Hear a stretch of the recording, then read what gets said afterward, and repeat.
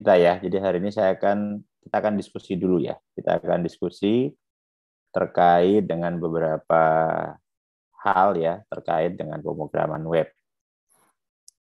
Oke, uh, ya jadi kemarin di praktikum juga sudah saya sampaikan ya bahwa mata kuliah pemrograman web ini adalah mata kuliah yang di mana kita mempelajari jenis-jenis bahasa pemrograman ya yang biasanya digunakan untuk membuat sebuah aplikasi web.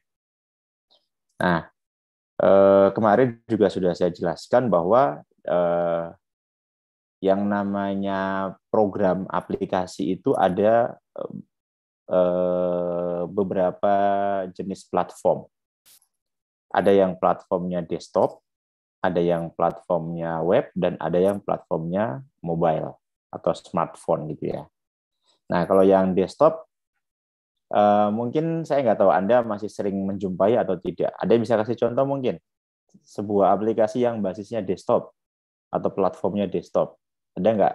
Anda pernah melihatnya di mana misalnya? Ada yang Billing-billing bisa Pak. kasih? Ya?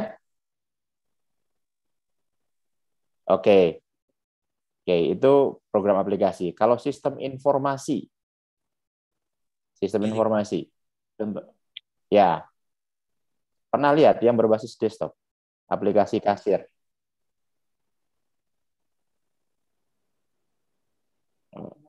Ya, itu aplikasinya desktop atau web?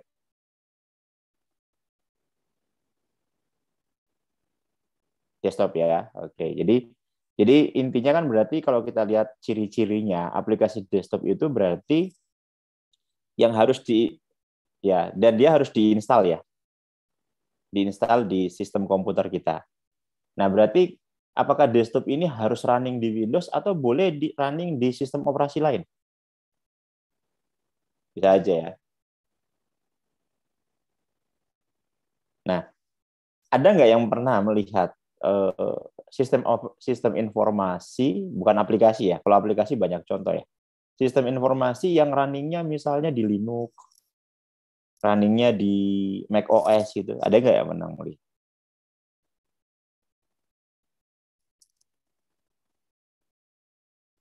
Jarang ya.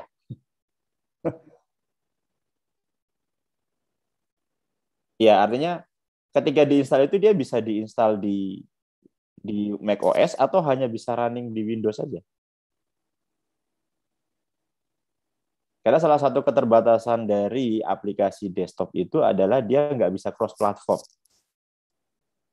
Ya, jadi kita nggak bisa membuat satu aplikasi yang bisa running di semua sistem operasi. Ya, jadi kita harus buat yang versi Windows, versi Linux, ataupun versi Mac OS misalnya kan. Ya. Nah, kalau sistem informasi seperti aplikasi POS ya, Point of Sales, itu yang biasanya di kasir-kasir itu. Pernah nggak lihat yang runningnya itu di Mac OS atau di Linux gitu? Jarang Jarang ya. ngelihat sih Pak. Ya, bahkan hampir tidak pernah lihat ya, karena ketika Anda lebih banyak berinteraksi ke Indomart, Alfamart, atau mungkin ke Super Indo, iya.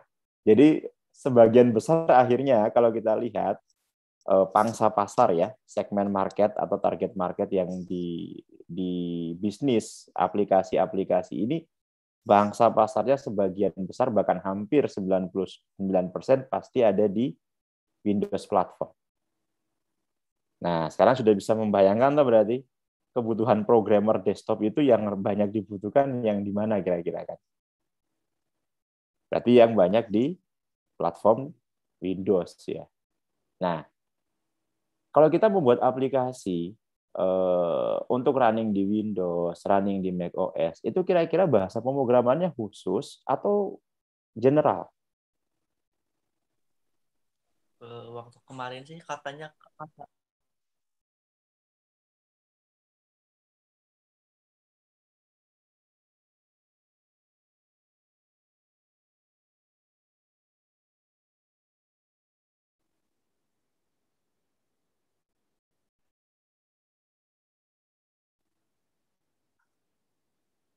Ya, atau Java ya?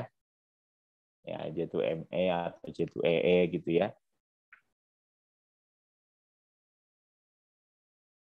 Oke, ya, ya, ya.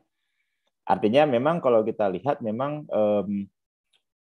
saat ini bukan berarti itu sudah mulai dihilangkan, tapi yang namanya pangsa pasar untuk platform desktop itu memang sudah berkurang ya porsinya. Ya. Dan masih ada yang pakai, masih banyak yang pakai, tapi biasanya itu berada pada perusahaan-perusahaan pada level enterprise. Perusahaan besar gitu ya. Karena kalau yang level kecil-kecilan biasanya mereka mainnya pada platform web ya, web based application ya, jarang yang bermain di desktop ya. Maka rata-rata kalau kita mau main, kalau Anda mungkin join di komunitas-komunitas programmer itu kan biasanya yang banyak dibutuhkan sekarang adalah programmer web atau ya mobile-nya itu pun hanya Android ya. Ya, jadi sehingga tapi bukan berarti yang desktop itu nggak dibutuhkan. Maka sekarang kayak di Amikom ini itu butuh programmer C# sebenarnya. Karena untuk mengembangkan sistemnya Amikom yang basis desktop itu sekarang sudah ketinggalan zaman. Nah, kita butuh programmer itu, tapi sayangnya animo ke sana itu kurang. Ya, ya. Kenapa? Karena kembali lagi belajarnya tadi ya, belajarnya butuh effort ya, butuh effort. Kemudian yang kedua komunitasnya ya, ya komunitasnya juga tidak seperti dulu ya. Tapi sebenarnya kalau kita lihat dari sisi competitive advantage, justru kalau kita masuk di situ, kita menjadi sesuatu yang unggul. Kenapa? Karena jarang yang main di, iya. Jadi ketika Anda ingin betul sekali ya. Oke, itu yang pertama ya, desktop. Yang kedua adalah aplikasi mobile. Nah, kalau kita lihat platform mobile juga sekarang mulai banyak nih ya. Banyak perusahaan itu sekarang tidak hanya membuat atau menginvestasikan sistem informasi mereka hanya menggunakan platform desktop saja atau web saja. Mereka juga sekarang mulai mengenhancement. Enhancement itu berarti meningkatkan layanan dengan menggunakan aplikasi-aplikasi berbasis mobile. Nah, sayangnya juga nih, mobile yang banyak dibuat oleh mereka rata-rata yang Android based. Ya, sehingga teman-teman yang punya iPhone atau yang platform iOS itu kayak merasa dianaktirikan sebenarnya ya. Ya, itu yang sekarang terjadi kan. Amikom punya Amikom One gitu ya. Amikom One baru bisa running di platform Android. iOS-nya belum bisa ya. Karena memang kebutuhannya lagi nih, programmer untuk iOS-nya juga nggak banyak yang bermain di situ, tapi sebenarnya kalau ada yang bisa di situ, main di situ, harganya juga mahal. Ya, untuk yang iOS. Ya, kenapa? Karena kembali lagi supply and demand. Ya, supply and demand. Jadi kalau Anda bermain di web nanti, nah nanti juga nanti kita akan cerita ini nanti di web ya. Gimana sih sebenarnya ke depannya web itu ya? Karena web yang sekarang itu sudah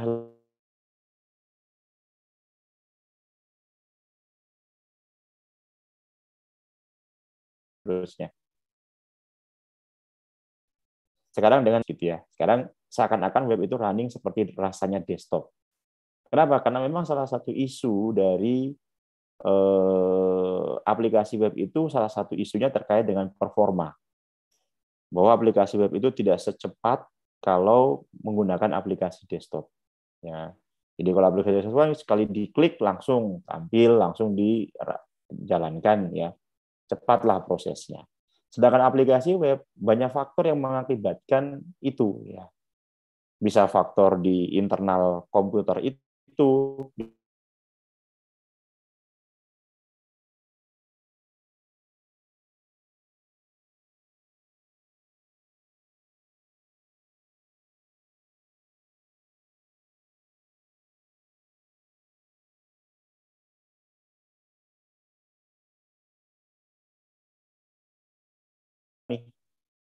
ada pemrograman web untuk yang front end, ada pemrograman web yang untuk back end. Tujuannya apa? Tujuannya adalah untuk membagi beban kinerjanya. agar terjadi load balancing. Jadi kalau nanti urusannya terkait dengan interface, ya, tampilan, form, inputan, nah itu nanti dikelola oleh sistem komputer yang ada di front end. Nah, kalau urusannya terkait dengan database, terkait dengan manajemen sumber daya yang ada di komputer, nah itu nanti di-handle oleh back-end programmingnya. Nah, sehingga nanti di mata kuliah sekarang yang kita baru masuk front end. Ya, di mata kuliah semester ke depan yaitu pemrograman web lanjut baru masuk ke dua. Kenapa? Karena itu tadi untuk membagi tadi dua hal ini bisa dibagi kinerjanya. Jadi load balancing istilahnya ya. Ya, membagi beban antara sisi klien dengan sisi server. Nah, konsep ini yang disebut dengan konsep arsitektur client server namanya. Jadi secara tidak langsung pemrograman web ini, aplikasi web ini dalam contoh implementasi arsitektur client server. Nah, kalau Anda nanti akan belajar, nanti kalau nggak salah di semester atas Anda juga ada mata kuliah pilihan tuh, ya, client server, ya, mata kuliah pemrograman client server. Nah, web ini kalau di dalam konteks client server, dia masuk dalam kategori three-tier client server. Jadi nanti client server itu nanti ada lapisan-lapisannya lagi, ada jenis-jenisnya lagi. Yang paling yang klasik client server itu namanya adalah arsitektur dua lapis, two-tier client server. Jadi ada komputer client, ada komputer server. Lalu ada yang three-tier, tiga lapis, ada komputer client, ada sisi kliennya, ada sisi pemrosesan di sisi servernya, lalu ada pemrosesan di sisi tengah-tengahnya. Itu yang kita sebut adalah middleware-nya, ya, atau agent-nya, ya. Nah, itu yang three-tier namanya, tiga lapis. Ada lagi yang n-tier, n lapisan. Jadi ini sudah sangat ruwet ini nantinya, ya. Ya, kita bicara nanti sistem-sistem yang besar atau enterprise. Oke, ya. Jadi implementasinya nanti berarti kalau ditanya salah satu contoh implementasi aplikasi salah satu contoh implementasi arsitektur client server itu apa? Yang dengan platformnya web. Karena di web kita mengenal ada sisi client dan ada sisi server. Nah, itu kira-kira gambarannya. Nah, sekarang pertanyaan saya. Ini kan mata kuliah pemrograman web. Sekarang saya mau tanya. Ada yang tahu nggak? Yang dimaksud dengan web itu apa? Setiap hari kita mengakses web. Ya. Sekarang saya tanya, secara definisi, web itu apa pengertiannya? Ada yang tahu nggak?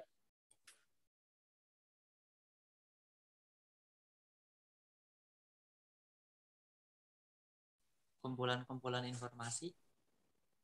Kumpulan informasi. Oke. Web itu bisa nggak menyajikan data bukan informasi? Bisa. Nah, berarti kan tidak harus kumpulan informasi dong. Apakah aplikasi desktop tidak bisa menyajikan informasi? Berarti tidak spesifik ya jawabannya. Masih terlalu umum itu.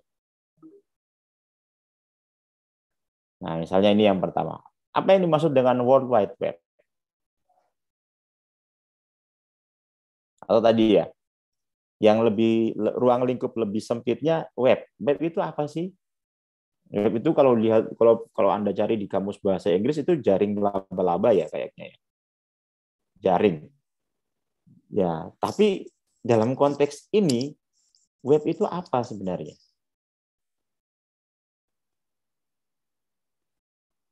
Nah, jangan sampai kita itu sudah sangat expert, bisa membuat aplikasi web yang sangat rumit ya. Tapi begitu ditanya, web itu apa tuh sebenarnya? Apa ciri-cirinya web itu? Apa bedanya web itu dengan aplikasi multimedia? Aplikasi multimedia bisa nggak menayangkan video, menayangkan teks? Bisa, Pak. Bisa. Terus bisa nggak aplikasi multimedia itu dikasih tombol untuk meredirect ke halaman-halaman atau ke scene yang berikutnya? Bisa. Bisa. Nah, kalau gitu apa bedanya dengan aplikasi web? Kenapa harus ada aplikasi basis multimedia, ada aplikasi berbasis web? Berarti ada ciri-cirinya dong. Nah, dari definisi ini Anda akhirnya bisa membedakan pada saat kapan ini kita sebut aplikasi web, kapan kita sebut ini aplikasi desktop, dan kapan ini adalah aplikasi mobile atau aplikasi berbasis multimedia.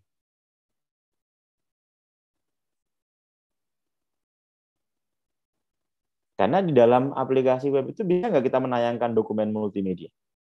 Teks, gambar, suara, animasi, video, bisa ya?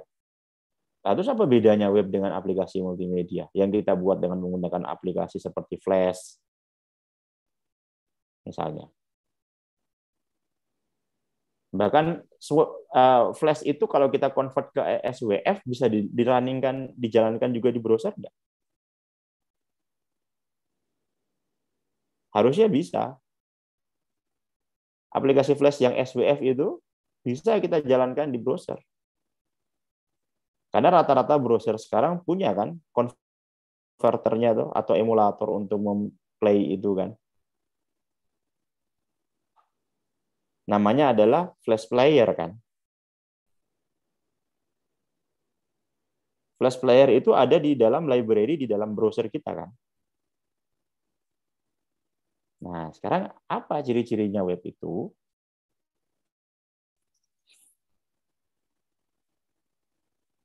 Nah, kalau kita lihat dari definisinya, nanti kita lihat ya definisinya. Terus yang kedua pertanyaannya, apakah web itu dengan internet sama? Beda. Sekarang saya tanya, internet itu termasuk hardware atau software?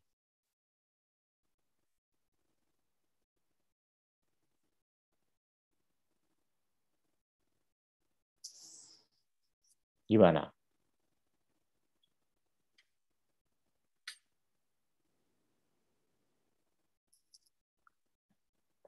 Yo, yang sudah belajar jaringan komputer sampai jaringan komputer 4 nih. Internet masuk kategori hardware atau software?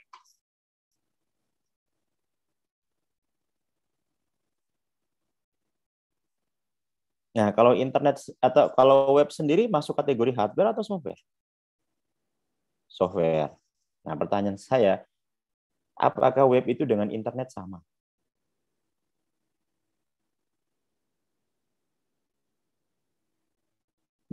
Bagian dari internet. Nah, satu bagian. Bagian itu maksudnya apa? Berarti pendukung internet itu salah satunya web gitu.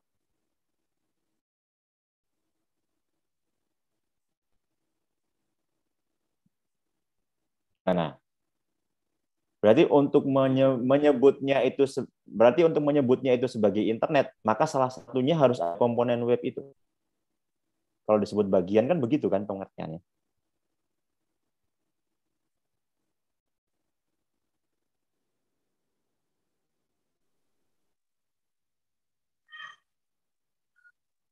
Nah, makanya pertanyaan saya, internet itu hardware atau software? Kayaknya hardware, Pak. Soalnya itu jadi perantara buat ke web juga kan internet itu. Iya, berarti sama nggak web itu dengan internet? Beda. Beda. Terus, beda ya. Terus, internet itu hardware atau software? Hardware. Hardware. Karena internet itu kumpulan dari banyak komputer di dunia. Oke. Berarti kalau kita bicara internet itu berarti infrastruktur ya? Iya. Oke. Nah, apakah di dalam internet yang di infrastruktur internet hanya bisa jalanin web saja? Enggak, banyak, Pak. Selain web apa? Contoh layanan yang bisa running di dalam atau di atas infrastrukturnya internet. Sharing data. Sharing Online. data, apalagi. Video conference ini Pak, kayak Zoom Pak. Oke. Zoom itu ada yang versi webnya nggak? Ada. Seperti Google Meet.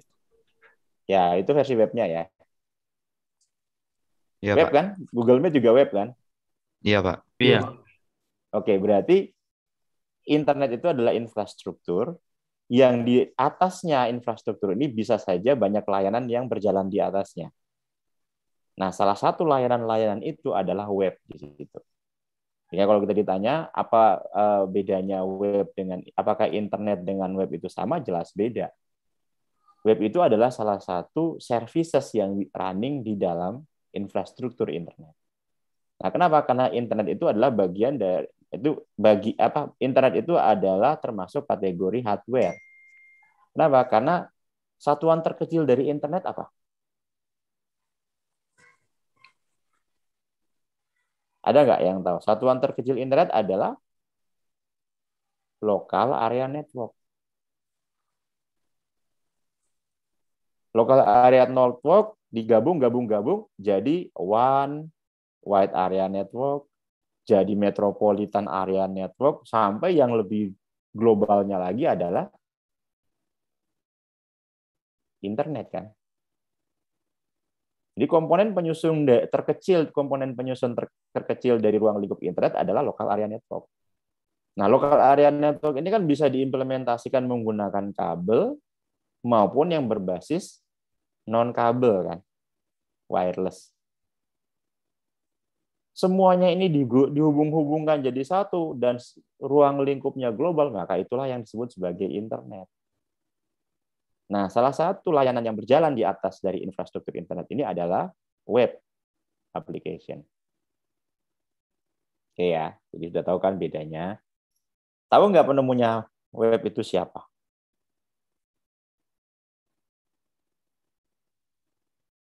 Nah, tinggal googling aja kalau ini ya. Siapa sih penemu web? Nah, penemu web itu adalah pendiri w3schools.com. Jadi, pendiri dari web ini mendirikan sebuah organisasi yang namanya World Wide Web Consortium.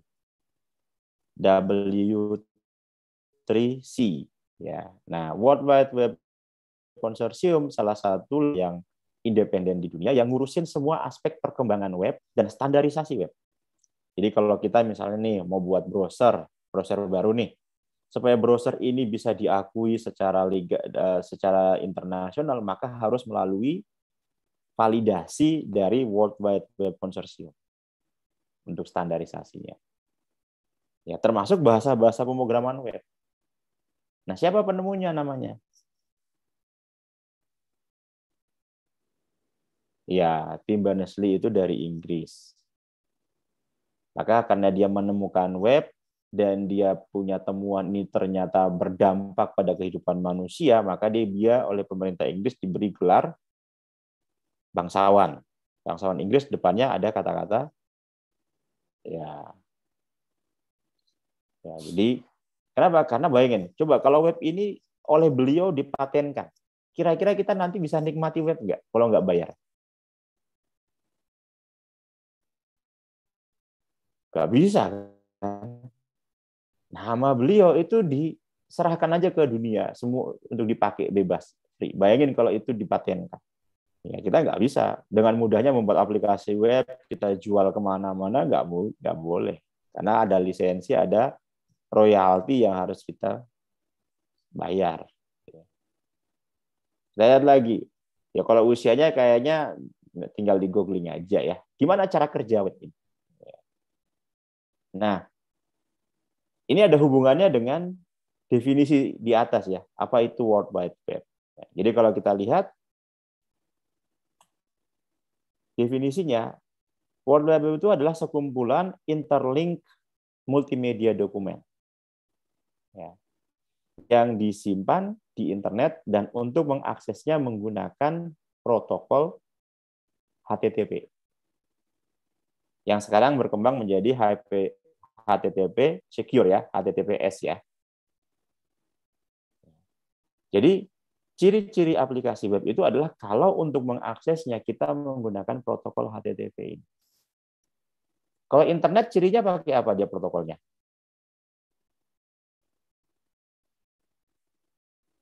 Agar komputer kita bisa dikenali oleh komputer lain di internet, maka kita harus pakai protokol yang sama. Protokolnya namanya apa? Nah, ini udah ada di sini. Internet TCP/IP. protokol, Pak. IP, Pak ya. TCP/IP. Jadi Anda punya handphone, Anda punya device apapun yang ingin dikenali di internet, harus menggunakan protokol yang sama. Namanya protokolnya TCP/IP. Nah, untuk web, dia menggunakan protokol HTTP.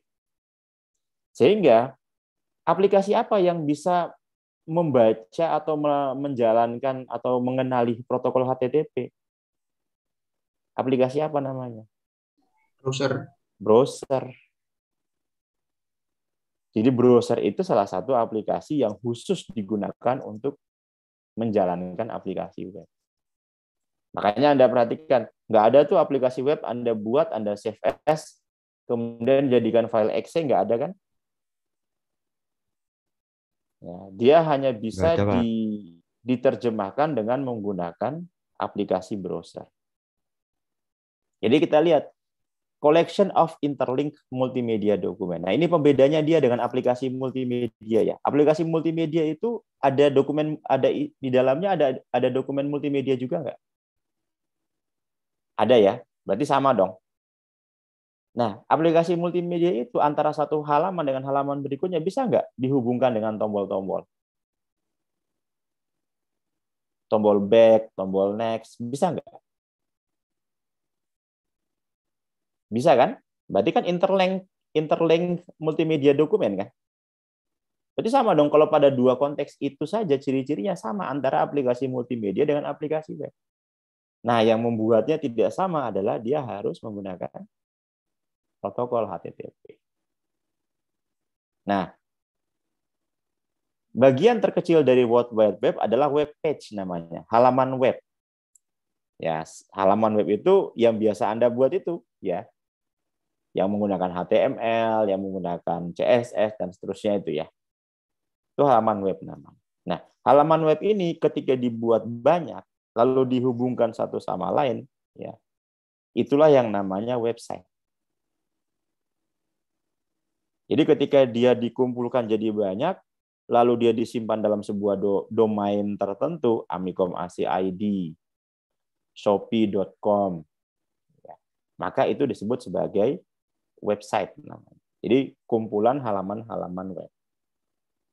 Nah, kumpulan halaman-halaman web ini yang disimpan di domain-domain khusus tadi, ketika digabungin di seluruh dunia, itulah yang disebut sebagai World Wide Web. Jadi ruang lingkupnya yang paling global itu World Wide Web, yang paling kecil adalah web page namanya, atau halaman web. Ya.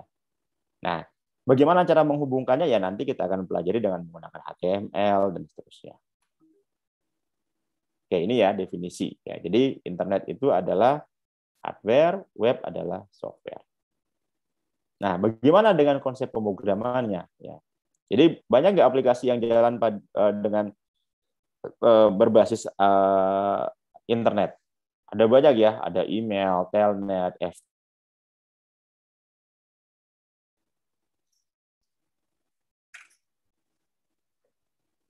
Nah, ini tadi definisi Indonesianya ya. Kemudian kita mengenal juga ada istilah lain, ada URL dan ada URI. Ya, jadi rangkaian karakter untuk menuju suatu URL.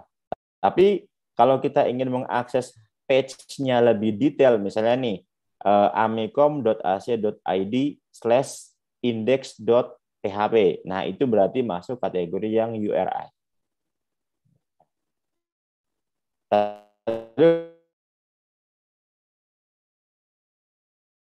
Nama file halamannya diakses, ya, itu adalah URI.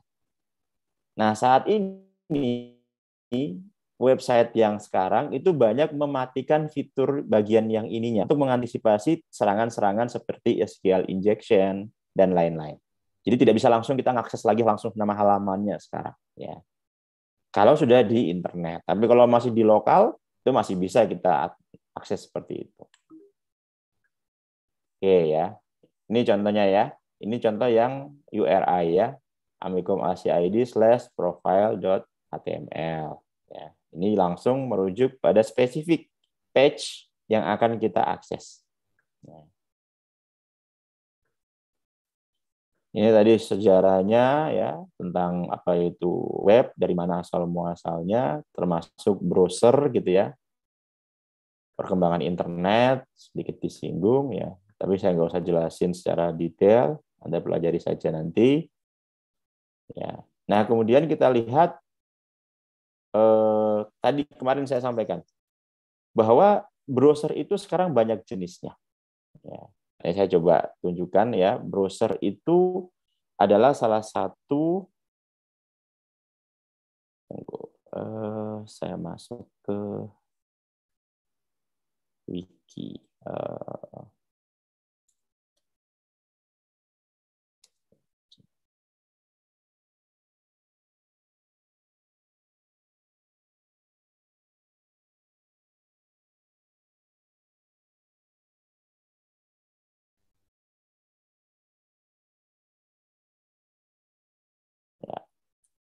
Jadi kemarin saya sampaikan juga bahwa ketika Anda ingin memastikan bahwa aplikasi web yang Anda buat itu sudah bisa disupport ya, bisa ditampilkan oleh segala macam jenis browser yang ada di dunia ini, maka Anda harus pastikan di minimal 3 jenis browser utama. Ya, kalau Anda masuk ke websitenya W3Schools, W3C ya, w3c.org. Bisa kelihatan nggak ya?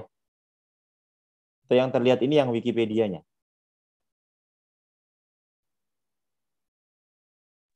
Bisa Pak, bisa kelihatan Pak. Bisa Pak, bisa. Ini Web3C kelihatan ya? Ya, Iya, Pak. ini websitenya tadi yang saya sampaikan tadi, World Wide Web Consortium. Nah, situs belajarnya dia adalah w3schools.com yang ini. Ini situs belajarnya ya.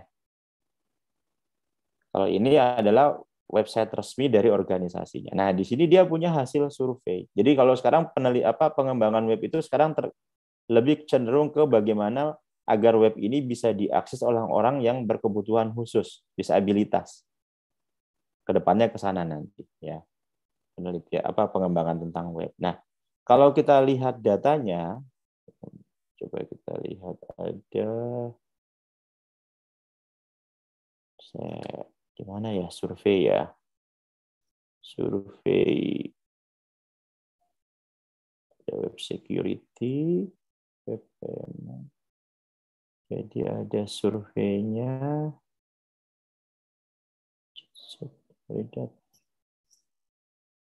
Oh, nggak ada di sini apa ya? Participation survey. Coba saya cek dulu di sini.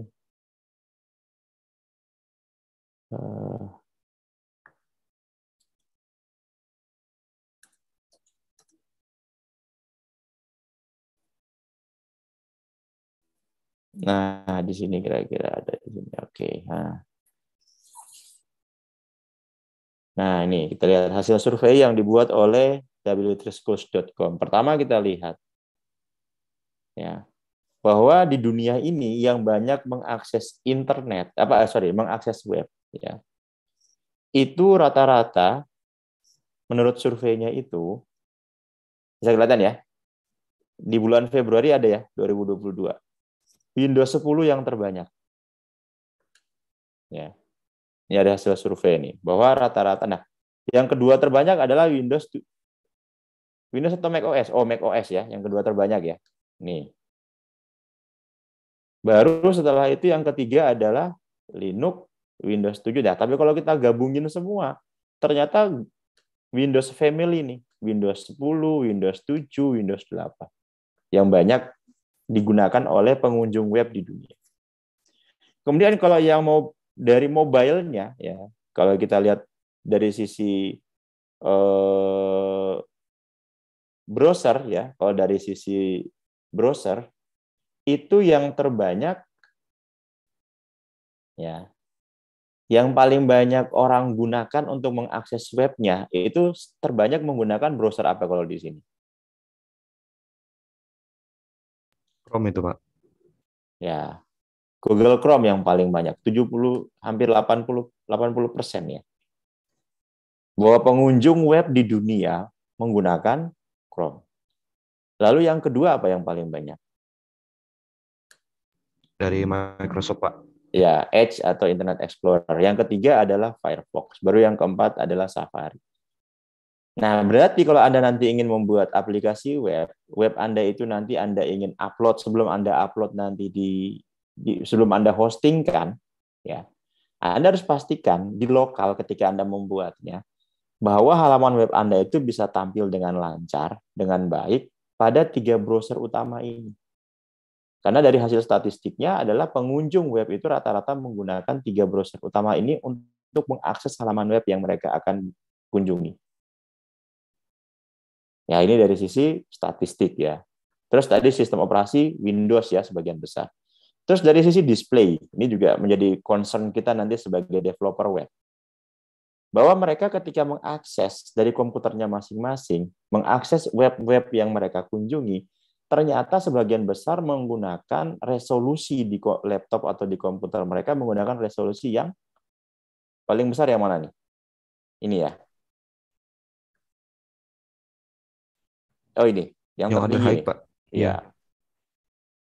Nah, sehingga berarti isu terkait dengan resolusi ketika kita menyisipkan image di dalam halaman-halaman web kita itu dan menjadi tidak relevan ya kalau kita melihat pengunjung kita sudah seperti ini sebenarnya. Oke, jadi ternyata mereka menggunakan yang apa? True color ya. 24 bit ke atas kan berarti. Begitu juga dengan warna yang mereka gunakan di settingan komputer mereka masing-masing ada di sini. Nah, rata-rata menggunakan yang 16 juta warna. Berarti 99% desktop mereka yang disetting, termasuk kita ini semua, berarti rata-rata menggunakan 16 juta warna. Nah, ini juga menjadi concern kita ketika mau mendevelop web yang nanti akan menyisipkan banyak image, banyak video, animasi di dalam web kita nanti. Oke, kita lihat statistiknya. Nah, untuk yang di mobile-nya bagaimana? Nah, di mobile-nya kita bisa lihat di sini. Nah, statistiknya pasti Android kan? Nah, total penggunanya itu tadi 14%, Android-nya 12,58% sendiri. Jadi banyak pengunjung web itu dari smartphone itu rata-rata smartphone-nya menggunakan operating sistemnya adalah Android. Lalu yang kedua adalah iOS. Yang ketiga adalah yang lainnya. Yang lainnya bisa macam-macam nih. Salah satunya ada Symbian gitu ya.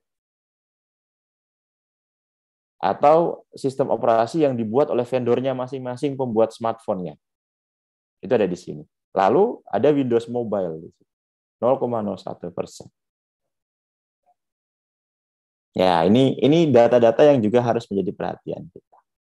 Nah, setelah sudah tahu ini ya kita jadi bisa menganalisa kira-kira nanti web yang akan kita buat nanti seperti apa kan dari data seperti ini. Nah, kemudian kita lihat dari sisi bagaimana browser itu merender layout dari web yang kita buat. Nah, kan sudah sampaikan juga kemarin bahwa yang namanya aplikasi web itu kalau dia masuk kategori yang front end atau client side scripting yang akan kita pelajari 1 semester ini, itu dia sangat browser dependent. Artinya apa? Dia sangat tergantung bagaimana library browsernya melakukan render terhadap sintaks-sintaks yang kita buat. Nah, di dunia ini ada banyak sekali vendor yang membuat engine untuk masing-masing browser tadi. Itulah yang saya sebut engine tadi itu adalah saya istilahkan adalah library di dalam browser kita. Nah, ada 3 jenis engine yang paling banyak digunakan. Nah, kita lihat. Yang paling banyak digunakan saat ini adalah engine Gecko. Ini bukan berarti ini yang paling banyak ya, tapi jenisnya saja ya. Yang pertama adalah Gecko. Gecko ini adalah web engine yang disematkan sebagai library dalam browser Opera. Mozilla Firefox. Ya. Maka kalau Anda lihat histori dari perjalanan logo Mozilla Firefox, dulu awalnya kan dia bukan rubah emas ya. Tapi apa dulu? Gecko itu bahasa Indonesianya apa itu ya? Iya, tokek ya. Awalnya itu. Ini Gecko. Nah, yang membuat Gecko itu bukan Mozilla Firefox vendornya, tapi ada perusahaan lain yang membuat. Jadi, library yang disematkan dalam Mozilla Firefox itu menggunakan web engine-nya adalah Gecko. Terus yang kedua kita lihat ada WebKit. Ini ya. Ada WebKit. WebKit ini digunakan oleh dua browser terkenal. Yang pertama adalah Google Chrome dan yang kedua adalah Safari. Jadi Safari dan Google Chrome menggunakan WebKit sebagai engine yang merender perintah-perintah client-side scripting di dalam library mereka. Terus ada lagi untuk yang browsernya Edge atau Internet Explorer. Ya. Untuk yang Internet Explorer, ada lagi. Dia menggunakan namanya adalah Trident. Nah, ini jelasin ya. Apple membuat WebKit engine untuk Safari. Ya, kemudian Google originally menggunakan WebKit untuk browser Chrome-nya. Nah, Microsoft itu menggunakan dua engine. Ada MS HTML engine dan ada Edge engine. Yang ini basisnya berasal dari Trident dulunya. Nah, Mozilla Firefox itu menggunakan engine Gecko. Ya. Kemudian untuk kemudian dia juga menggunakan Gecko itu untuk Thunderbird ya, email klien mereka. Ya, jadi ini adalah contoh engine web yang salah satu fungsinya adalah melakukan rendering terhadap perintah-perintah client-side scripting yang kita buat sehingga tampil di layar browser kita. Nah, itulah yang menyebabkan kenapa antara satu browser dengan browser yang lain ketika kita akan menjalankan satu halaman web itu bisa berbeda-beda tampilannya. Karena tergantung bagaimana cara masing-masing browser ini dengan web engine di belakang layarnya melakukan renderingnya. Maka itulah kenapa yang namanya client-side scripting masuk kategori browser dependent. Bahasa pemrograman sangat tergantung pada browser yang kita gunakan. Sehingga perlu sangat direkomendasikan setiap saat kita harus selalu mengupdate library dari masing-masing browser yang kita gunakan di komputer kita masing-masing. Gitu kira-kira ya. Nah, kemudian terkait dengan bahasa pemrograman. Ya. Ada yang client-side scripting dan ada yang server-side scripting. Nah, jenisnya apa bedanya ya client-side scripting dengan... Nah, ini kita ada hubungannya dengan... Sebenarnya ada hubungannya dengan perkembangan web sekarang juga, gitu ya. Saat ini kita berada pada era web berapa nih? 3 atau 4 sekarang? Ya, ada yang bilang sekarang adalah 3.5, ada yang bilang adalah 4.0. Tapi intinya, semakin ke sini nanti web itu, maka semakin lebih humanis. Ya. Oke, jenisnya juga banyak ya. Kalau dulu hanya web profil, hanya untuk nampilin katalog produk. Sekarang udah banyak banget tuh ya web. Ada untuk yang CRM, ada web portal, berita, e-learning, dan masih banyak web yang lain. Nah, kita lihat sekarang. Jenis pemrograman web tadi tergantung pada kontennya. Ada web yang masuk kategori web dinamis dan ada web statis. Nah, mata kuliah pemrograman web nanti lebih banyak masuk ke bagian yang web statis. Jadi sebuah konsep pemrograman web yang halaman webnya itu tidak akan berubah-ubah nantinya. Maksudnya tidak berubah itu gini, kalau merubahnya itu dilakukan oleh programmer, ya pasti bisa berubah dong. Ya. Kan HTML kalau Anda ingin rubah kontennya, Anda harus buka file HTML-nya, Anda ganti kontennya, Anda simpan kembali file HTML yang sudah diganti tadi, lalu Anda upload kembali ke hosting Anda kan. Itu pasti bisa berubah kan. Tapi konteks dimaksud dengan yang namanya berubah dinamis dan statis ini adalah bahwa yang melakukan perubahan data itu adalah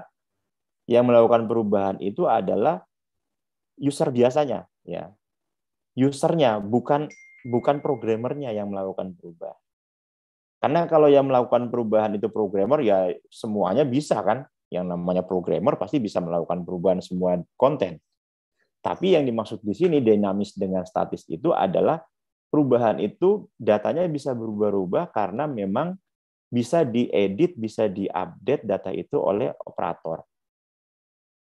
Nah, mata kuliah pemrograman web tidak bisa membuat halaman web yang dinamis. Ya, kenapa? Karena dia membutuhkan server-side scripting. Nah, padahal untuk yang statis itu dia cukup butuhkan yang namanya client-side scripting. Nah, diantaranya contohnya apa untuk yang client-side scripting? Ada HTML, ya.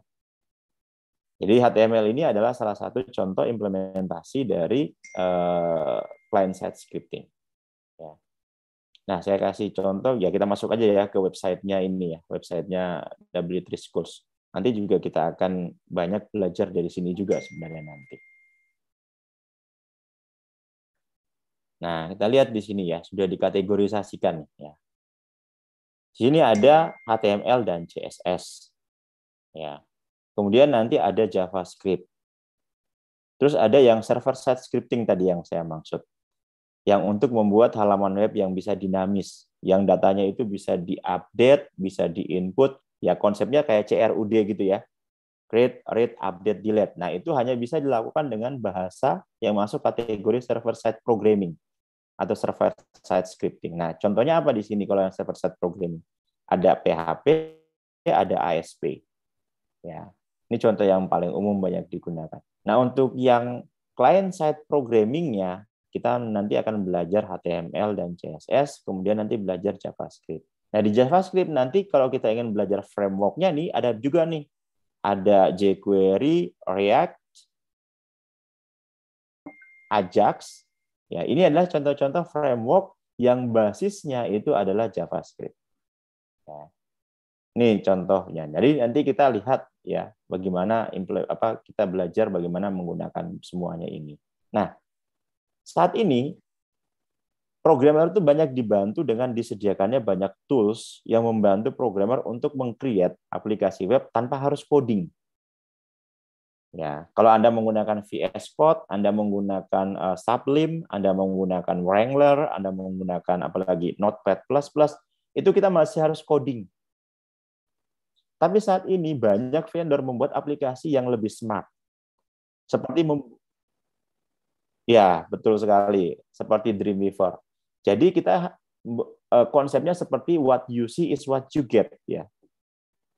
Jadi Anda merancang desainnya pakai Dreamweaver, nanti bisa diekspor jadi HTML, jadi apapun nanti yang kita inginkan. Nah, itu contohnya. Jadi tapi itu berbayar kan sebenarnya ya. Ya, kalau ada crack-crackannya ya monggo lah, tapi itu berbayar aslinya kan. Nah, tapi kalau kayak VS Code ya kita harus benar-benar ngetik sintaknya atau perintahnya. Jadi kita harus menguasai. Nah, untuk belajar ya saya tidak merekomendasikan menggunakan semacam Dreamweaver tadi. Ya. Kenapa? Karena nanti Anda nggak akan belajar bagaimana cara nyisipin perintah-perintah kalau ada yang mau dimodifikasi. Ya. Dan itu kadang-kadang kalau yang menggunakan kayak Adobe Dreamweaver tadi, ya itu banyak perintah-perintah yang sebenarnya kita nggak butuhkan, tapi di-include-kan sama dia karena untuk kebutuhannya dia, aplikasi itu. Sehingga jadi terkesan halaman, kalau kita lihat listing program kita itu jadi kok rame banget gitu kan. Gitu gambarannya. Nah, ini adalah contoh yang masuk kategori client-side programming. Jadi ada HTML, CSS, ada JavaScript. 3. Ada satu lagi sebenarnya ya, XML ya. Ini. Jadi XML ini adalah masih masuk kategori client-side programming. Di mana semua yang masuk kategori client-side programming ini menampilkannya atau renderingnya bisa dilakukan di sisi browser. Itulah kenapa kalau kita belajar pemrograman web dasar ini, kita hanya butuh 2 software utama. Yang pertama adalah browser itu sendiri, yang kedua kita butuh web editornya. Sedangkan kalau Anda ingin belajar yang server-side scripting, Anda butuh komponen lain. Jadi selain butuh browser, selain butuh web editor, Anda butuh web server. Selain web server, Anda butuh database server. Selain itu, Anda butuh yang namanya web engine-nya. Misalnya Anda PHP berarti Anda harus install yang namanya PHP engine. Ya. Anda harus install web server seperti Apache Web Server. Ya, walaupun sebenarnya web server PHP itu selain Apache juga bisa menggunakan web servernya Windows, yaitu IIS misalnya. Ya. Jadi ada banyak komponen yang harus ditambahkan kalau kita ingin membuat sebuah aplikasi yang dinamis, aplikasi web yang dinamis. Kenapa? Selain bahasa pemrogramannya berbeda, Anda juga harus menambahkan komponen lain. Salah di antaranya ada web server, ada database servernya, ada web engine-nya, ada browsernya, ada web editor. Lebih banyak yang harus diurusin. Namun memang dalam praktek juga kalau kita lihat saat ini banyak vendor yang membuat aplikasi bundling paket gitu ya. Misalnya XAMPP ya. Di dalam XAMPP itu sudah ada web server Apache, sudah ada PHP engine, sudah ada database MySQL. Jadi ada 3 aplikasi yang dijadikan satu di dalam. Oke. Nah, ini ilustrasi ya. Jadi web itu berarti ada 2 jenis. Ada web dinamis, ada web statis. Masing-masing di belakang layarnya bisa berbeda komponen pendukungnya. Untuk web statis kita hanya butuh 2 komponen utama tadi. Anda butuh web editor dan browser. Ya kalau ingin menyisipkan gambar, video berarti Anda butuh image editor dan Anda butuh video editor berarti kan. Nah, image editor contohnya apa? Adobe Illustrator, Adobe Photoshop, CorelDRAW misalnya. Anda butuh video editor kalau Anda ingin bermain dengan video di situ. Berarti Anda butuh semacam Adobe Premiere misalnya. Tapi kalau untuk yang web dinamis, Anda tidak hanya membutuhkan yang tadi saya sebutin, Anda harus nambahin komponen lain. Jadi lebih kompleks. Oke, kira-kira itu ya, sekedar pengantar tentang konsep pemrograman web. Jadi tadi kita belajar definisi dulu, setelah itu kita tahu bahwa web itu ada 2 jenis, ada web statis, ada web dinamis. Lalu komponen pembuat web dinamis juga kita udah jelasin tadi, komponen pembuat web statis juga kita sudah. Jadi yang membedakan antara web statis dan dinamis yang pertama dari sisi konten. Bahwa web statis itu kontennya tidak akan berubah. Dia hanya bisa dirubah ketika programmernya melakukan perubahan dengan mengubah file source code-nya lalu diupload kembali ke internet, ke web hostingnya. Sedangkan kalau yang web dinamis, perubahan datanya bisa dilakukan kapanpun oleh operator. Nah, itu yang kita lihat sekarang, misalnya Anda mengakses dashboard Anda di MHS Amikom ACID. Anda bisa ngisi KRS di situ, Anda bisa ganti profil dan alamat Anda bisa ganti nomor handphone Anda, dan macam-macam. Dan yang menggantikan itu Anda di sini berarti bukan programmer, tapi Anda di sini adalah seorang user biasa yang diberi hak akses. Dan hak akses Anda hanya berlaku untuk profil Anda saja. Tidak bisa Anda mengakses punya teman Anda. Gitu. Dan itu bisa dilakukan perubahan datanya tanpa harus menghubungi programmer pembuat dari aplikasi tersebut. Nah, kira-kira gitu ya gambarannya. Lalu arsitektur web tadi. Arsitektur web itu masuk kategori arsitektur client server yang jenisnya adalah 3-tier client server yang minimal. Oke, kira-kira seperti itu. Ada yang mau didiskusikan sebelum saya closing? Ini waktu kita memang sangat terbatas ya. Saat 60 menit itu nggak kerasa. Ada yang mau didiskusikan atau dikonsultasikan sebelum saya closing? Oke, baik. Kalau tidak ada lagi, mungkin saya kira cukup ya. Jadi minggu depan berarti yang masuk adalah ya, minggu depan kita langsung masuk Betul ya, ini karena memang kemarin itu saya nggak tahu ceritanya gimana kan, karena strateginya atau skenarionya itu kemarin minggu pertama yang diusahakan masuk pertama itu adalah praktikum dulu, teori belum. Nah, padahal minggu kedua besok yang teman-teman yang NIM genap itu masuk teori praktikum sekaligus. Tapi ya udahlah, nggak apa-apa. Harusnya kan kebalik jadinya kan. Jadi bingung saya besok ini jelasin. Sudah dijelaskan di lab, mau diulangin lagi di kelas teori. Ya. Tapi mudah-mudahan ada hal yang kita bisa diskusikan nanti di kelas teori ya. Jadi tidak melulu bahas hal-hal yang teknis seperti pemrograman. Ya, kira-kira gitu. Oke, mungkin saya kira demikian ya semuanya. Selamat sore. Assalamualaikum warahmatullahi wabarakatuh. Waalaikumsalam warahmatullahi wabarakatuh. Pak.